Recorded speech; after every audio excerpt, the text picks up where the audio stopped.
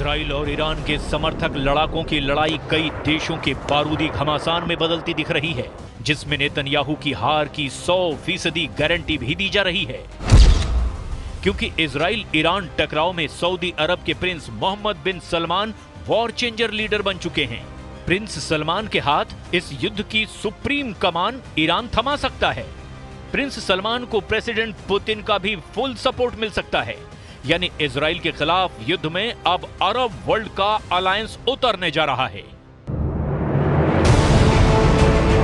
Crown Prince Mohammad बिन सलमान को Iran ने साध लिया है, जिसके साथ ही अरब वर्ल्ड का सबसे ताकतवर और दौलतमंद साथी ईरान के साथ आ चुका है। प्रिंस सलमान के ईरान के खेमे में आने का मतलब नेतन्याहू को अच्छी तरह मालूम है। सऊदी अरब और ईरान का गठबंधन खाड़ी युद्ध का रुख पलट सकता है। दो कट्टर और जानी दुश्मनों की पीस डील हो चुकी है। सौदेबाजी में ईरान को वॉर जोन में सपोर्ट मिलेगा तो प्रिंस सलमान ईरान से अच्छा खासा प्रॉफिट हासिल करने वाले हैं। ईरान की नई रणनीति का पूरा ब्यौरा देखने से पहले इसके साइड इफेक्ट का ट्रेलर देख लीजिए। युद्ध को बारूदी डोज की मात्रा बढ़ती जा रही है। हिजबुल्लाह ने इजराइल पर 60 रॉकेट दागे हैं। इजराइल में सिर्फ एक जख्मी हुआ, कुछ इमारतें टूटी, लेकिन बदले में इजराइल ने बेरूत को आधी रात से दहलाना शुरू कर दिया। रविवार की सुबह तक मिसाइलें बरसाता रहा। इजराइल के हमले में बेरूत में 20 लाशें गिरी, 60 से ज्यादा लोग घायल हो गए। शहर के माली नुकसान का अब भी अंदाजा नहीं लगाया जा सका है। इजराइल अंधाधुंध बंकर बस्टर बम के धमाके कर रहा है, तो उधर हिजबुल्लाह फाइटर भी जोरदार पलटवार कर रहे हैं। लेबनान से इजराइल पर हिजबुल्लाह के रॉकेट और ड्रोन दागे गए। मध्य इजराइल में हिजबुल्लाह ने 60 रॉकेट की बौछार कर दी। इजराइल के डिफेंस सिस्टम ने बाकी 5 रॉकेट हवा में ही मार गिराए, लेकिन तेल अवीव के उत्तर में नेतन्याह और हर्जलिया सिटी में रॉकेट की बौछार जारी है। हिजबुल्लाह के रॉकेट अटैक का सबसे ज्यादा जोर मेटुला सिटी में दिखाई दे रहा है। लेबनान से रॉकेट दागे जाने के बाद मेटुला में भारी नुकसान की खबर है।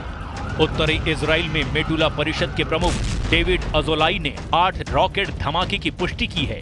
इन धमाकों से कई इमारतें खंडहर में तब्दील हो चुकी हैं। אנחנו מדברים כרגע על משא ומתן אפשרי להסדרה. האמריקנים מובילים את זה. אני אומר, זה מתבצע רק תחת אש. והוא מתבצע עם הרבה מאוד אש. युद्ध में फाइटर ग्रुप की पूरी तरह पिटाई के बाद तेहरान ने नया ब्लूप्रिंट बनाकर सभी सहयोगियों से मोहर भी लगवा ली है। रातों रात हुए बदलाव के बाद ईरान समर्थक लड़ाका ग्रुप भी अब इजराइल पर टूट पड़े हैं। रविवार की सुबह लेबनान से इजराइल में भीषण रॉकेट हमला हुआ है। वॉर जोन की त्रासदी से अलग ईरान ने जो वॉर प्लान बनाया है, उसके बाद बेरूत के बड़े बम तेल अवीव में फटने का ऐलान हुआ है। पहले से कहीं ज्यादा मिसाइलें बरसने की हुंकार भी भरी गई। लेबनान से ज्यादा तबाही इजराइल में मचाने की मुनादी ईरान ने कर दी। इजराइल को अब हिजबुल्लाह भी मारेगा, हमास भी, हूथी भी और इराकी शिया फाइटर भी। जॉइंट अटैक में इजराइल को बम बारूद से पाट देने की प्लानिंग है। इजराइल के जंगी जेटों की काट इजराइल के टैंक, रॉकेट लॉन्चर और एयर डिफेंस सिस्टम का तोड़ जल्द इजराइल के सभी दुश्मनों के पास होगी। इजराइल के लिए अरब वर्ल्ड से ऐसी बैड न्यूज आई जिससे अमेरिका भी टेंशन में है। बाइडेन से ज्यादा परेशान 20 जनवरी को प्रेसिडेंट पद की शपथ लेने वाले डोनाल्ड ट्रंप हैं। अरब कंट्री से आए नए अपडेट ने वॉर जोन से बड़ा तहलका किया है। प्रिंस की दौलत, पुतिन के हथियार, ईरान का प्रहार, इजराइल में मचेगा हाहाकार। इजराइल के खिलाफ गठबंधन मजबूरियों से बना है। सभी के अपने अपने इंटरेस्ट हैं। सऊदी अरब, ईरान और रूस के एक पलड़े में आने की वजह आपको बताते हैं। ईरान को इजराइल से युद्ध जीतने के लिए हथियार चाहिए। ईरान को हथियार रूस देने को तैयार है, दे भी रहा है, लेकिन जंग जीतने के लिए जितने हथियार की दरकार है उतनी दौलत ईरान के पास नहीं। ईरान की मजबूरी समझी जा सकती है, तो रूस भी मुफ्त में हथियार दे नहीं सकता, क्योंकि पुतिन खुद यूक्रेन जंग में उलझे हुए हैं, युद्ध के खर्चे से परेशान हैं। पुतिन को भी युद्ध जारी रखने के लिए बेहिसाब दौलत चाहिए। ईरान से दोस्ती निभाने के लिए पुतिन हथियार देंगे, लेकिन उसकी कीमत ईरान कहां से चुकाएगा? इन सभी प्रॉब्लम का सलूशन किसी के पास है, तो वो है सऊदी अरब के क्राउन प्रिंस मोहम्मद बिन सलमान, जिन्हें ईरान के सुप्रीम लीडर अपने खेमे में लाने में लगभग कामयाब हो चुके हैं। अमेरिका ने अगर अड़ंगा नहीं लगाया तो अरब वर्ल्ड में बना नया अलायंस इजराइल को युद्ध में धूल चटा देगा। नेतन्याहू के खिलाफ ईरान ने सारे मोहरे सेट कर दिए हैं। खामनेई की वॉर डील सुपर पावर को सन्न करने वाली है। सऊदी अरब अब तक अमेरिका का सबसे बड़ा सहयोगी रहा है। प्रिंस सलमान ने अमेरिका की अनदेखी कभी भी नहीं की है। बदले हुए हालात में प्रिंस सुपर पावर को भी अनसुना कर सकते हैं, और ऐसा इसीलिए कि ईरान और सऊदी की डील डन हो चुकी है। ईरान के डिप्टी विदेश मंत्री माजिद तख्त रवंची ने सऊदी अरब के साथ स्थायी शांति की पेशकश की है। تنعقد هذه القمة امتدادا للقمة المشتركة السابقة في ظل استمرار الاعتداءات الإسرائيلية الآثمة على الشعب الفلسطيني الشقيق واتساع نطاق تلك الاعتداءات على الجمهورية اللبنانية الشقيقة। सऊदी विजिट पर पहुंचे रवंची राजनयिक संबंधों को मजबूती देने की पहल कर चुके हैं। यरूशलम पोस्ट की रिपोर्ट के मुताबिक ईरान की कोशिश सऊदी अरब से रिश्ते बेहतर करने के साथ साथ ईरान ने अब रूस के साथ भी संबंध मजबूत कर लिए हैं, जिससे ईरान ने डोनाल्ड ट्रंप को भी क्लियर मैसेज दिया है कि अरब वर्ल्ड में अब ईरान का फैसला फाइनल माना जाएगा। उधर डोनाल्ड ट्रंप युद्ध के खात्मे का नया प्लान बना रहे हैं। डोनाल्ड ट्रंप ने हमास के कब्जे से इजराइल बंधकों को छुड़ाने की नई रणनीति बनाई है। ट्रंप की प्रेस सचिव ने जानकारी दी कि वो गाजा बंधकों के लिए मुख्य वार्ताकार की भूमिका में हो सकते हैं। व्हाइट हाउस में ट्रंप की नई प्रेस सचिव कैरोलाइन लेविट ने बताया कि ईरान पर ट्रंप सख्त प्रतिबंध लगाकर मैक्सिमम प्रेशर बनाएंगे, मगर ट्रंप के प्लान की कमजोर कड़ी सऊदी अरब बन सकता है, जिसे खामनेई ने अपने खेमे में सेट कर लिया है। ईरान के ऑफर को ठुकरा पाना प्रिंस सलमान के लिए आसान नहीं है। असल में ईरान ने सऊदी अरब की बरसों पुरानी समस्या का समाधान का वादा किया है।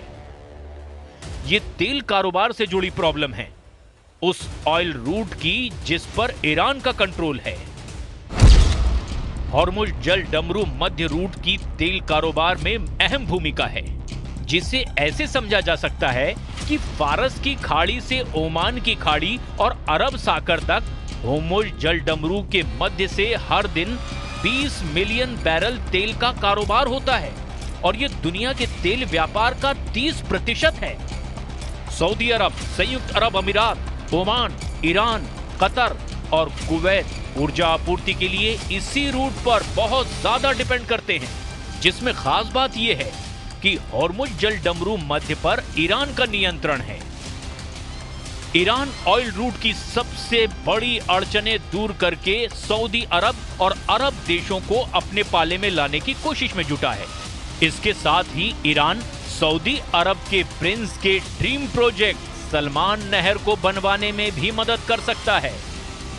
प्रिंस सलमान ने साल 2015 में नए ऑयल रूट का प्रस्ताव पेश किया, जिसमें 950 किलोमीटर लंबी नहर बना करके अलग रूट से तेल कारोबार की योजना बनाई गई, जिसमें 950 किलोमीटर लंबी नहर अरब की खाड़ी को अदन की खाड़ी से जोड़ेगी, जो सऊदी अरब के पूर्वी प्रांत से यमन के रास्ते अदन की खाड़ी को जोड़ेगा, जिससे तेल कारोबार में कम वक्त लगेगा और बड़ी बचत भी होगी। प्रिंस सलमान की सारी प्रॉब्लम सॉल्व करने के एवज में ईरान सिर्फ उनसे आर्थिक मदद चाहता है, जिससे ऐसे हथियार की खरीद की जाए जो इजराइल को युद्ध में हराने के लिए काफी हो। रूस और तुर्की के पास ऐसे हथियार हैं। प्रेसिडेंट पुतिन ने पहले भी ईरान को हथियार सप्लाई कर मुश्किल वक्त में साथ दिया है। अच्छी डील मिलने पर प्रेसिडेंट पुतिन ईरान को हर तरह से हथियार से मदद पहुंचाने से नहीं हिचकेंगे, क्योंकि उन्हें खाड़ी युद्ध में किसी भी कीमत पर अमेरिका को मात देनी है, जो इजराइल के साथ मजबूती से डटा है।